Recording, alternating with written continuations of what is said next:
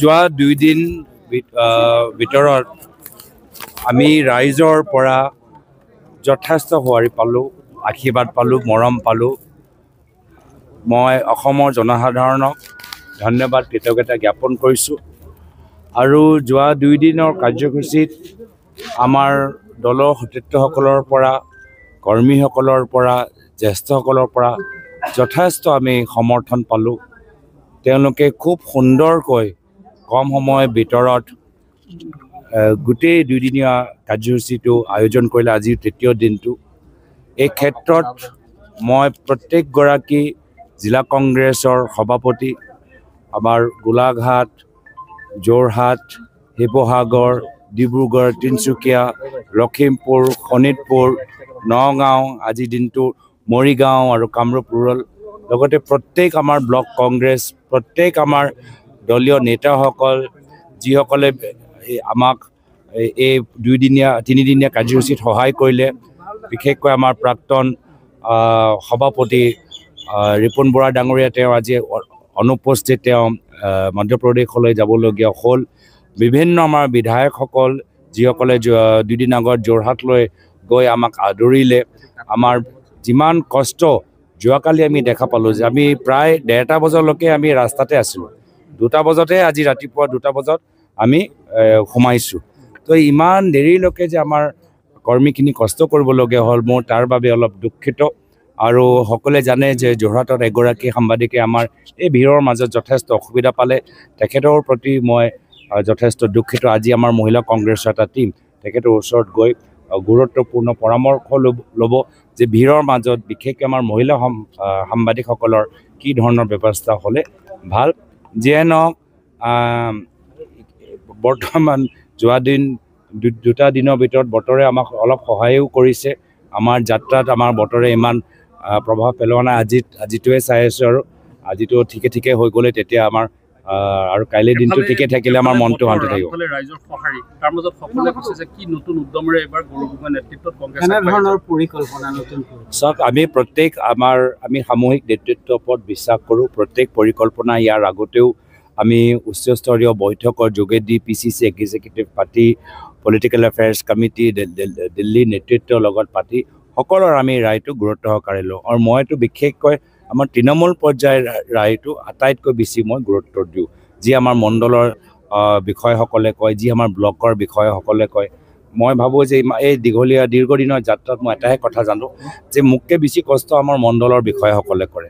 তো আগন্তুক দিনতো আমাৰ মণ্ডলৰ পৰা আমি ফিডবেকটো সোনকালে কেনেকৈ আমি পাওঁ, চিষ্টেমেটিকলি কেনেকৈ পাওঁ, সেয়া আমাৰ চেষ্টা থাকিব।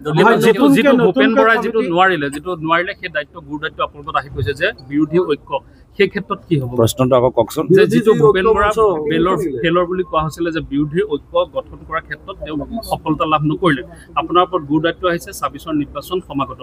মই ভূপেন বৰা ডাঙৰীয়াক ছাকচেছ হিচাপে লওঁ।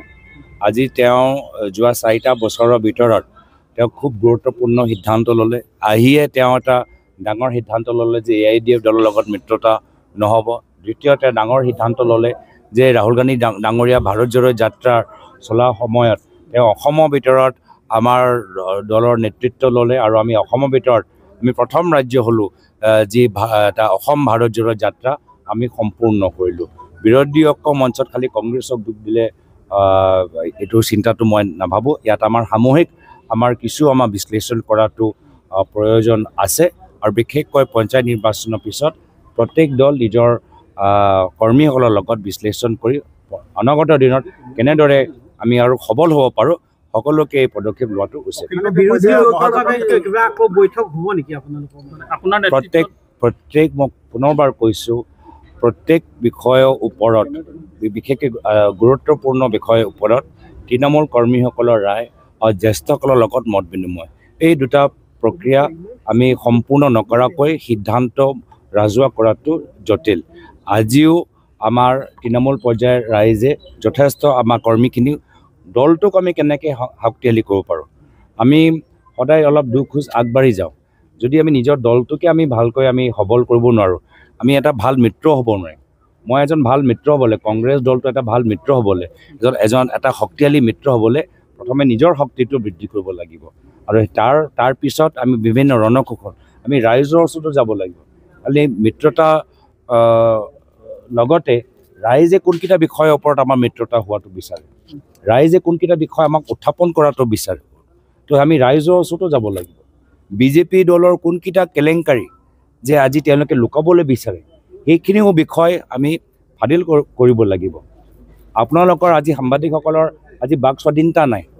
কোনোবাই প্ৰশ্ন কৰিলে তেওঁলোকৰ ওপৰত পুলিচ কেছ হয়। অলপ দিন আগতে আপোনালোকৰ এজন সাংবাদিকৰ পুলিচ কেছ নহ'ল, যেতিয়া তেওঁলোকে এটা বিজেপি ৰেলীৰ যেতিয়া এটা বাৰ্তা তেওঁলোকে প্ৰকাশ কৰিলে। লোকতন্ত্ৰ কেনেকৈ জীয়াই ৰাখে? তো আপোনালোকে নিশ্চয় মিত্ৰতা সম্পৰ্কে আমাক সুধি আছে, কিন্তু আমাক ৰাইজৰ বিষয়বোৰ, সাংবাদিকসকলৰ বাক স্বাধীনতা, আমাৰ বৰ্তমান চৰকাৰৰ কেলেংকাৰী, নিজৰ দলৰ আমাৰ সবল কৰা স্থিতি, বহুতখিনি কথা আমি একে সময়ত চিন্তা কৰিব লাগে। তো সেইকাৰণে সকলোকে আমি ধাৰাবাহিকভাৱে আমি প্ৰত্যেক বিষয়ৰ ওপৰত এটা সমাধান বা এটা ৰাস্তা নিশ্চয় মিলিম। মই মাৰ্টিনা টেডু, সকলোকে বহুত বহুত ধন্যবাদ। আৰু ভবা নাছিলোঁ এনেকৈ বৰগোহাঁই ডাঙৰীয়াৰ শলাগ ল'ব, মই ফলাফলৰ কৃতজ্ঞ অনুভৱ কৰিছোঁ। মই তেখেতৰ বলিষ্ঠ নেতা, তেওঁৰ ভইচ পাৱাৰফুল হয়, তেনেকুৱা নেতা আমাৰ অসমত দৰকাৰ, তেনেকুৱা লিডাৰ হ'ব লাগে আৰু বহুত ভাল লাগিছে। ৰাহুল গান্ধীয়ে আপোনালোকে কি প্ৰেৰণ কৰিছে? চিঠি প্ৰেৰণ কৰিছে, সেয়ে মই অভিভূত হৈছোঁ, মোৰ বহুত ভাল লাগিছে, ভবা নাছিলোঁ এইখিনি হ'ব। এই চিঠিখন কিয় দিছে বুলি ভাবিছে আপোনালোকে? ৰাহুল গান্ধীয়ে সেই শুভেচ্ছা পত্ৰ দিছে, আৰু এনেকৈ শুভেচ্ছা পত্ৰ দিয়া মানে এনেকুৱা হয় যে সমাজখনৰ বাবে, ঠাইখনৰ বাবে এটা দায়িত্ব দিয়া নিচিনাই হয়।